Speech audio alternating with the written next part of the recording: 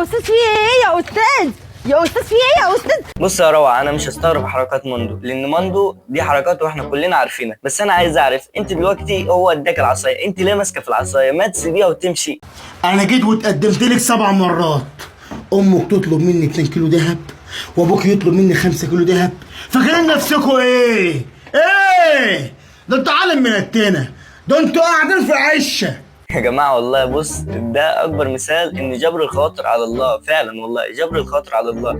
يعني انا عمري ما شفت واحد بيقول لواحده كده انتوا عالم من التانة. انت متاكد ان انت عايز تتجوز يا مندو؟ ما احنا عشان اسمعي بقى، ما انا عشان مش موافقه عليك اصلا، فانا قايله لهم ان هم يقولوا الطلبات دي. ايه ده؟ انت ازاي ما توافقيش على مندو؟ ده مندو موقع نص بنات مصر. لا وسع كده، ماشي اهو وسعت اهو.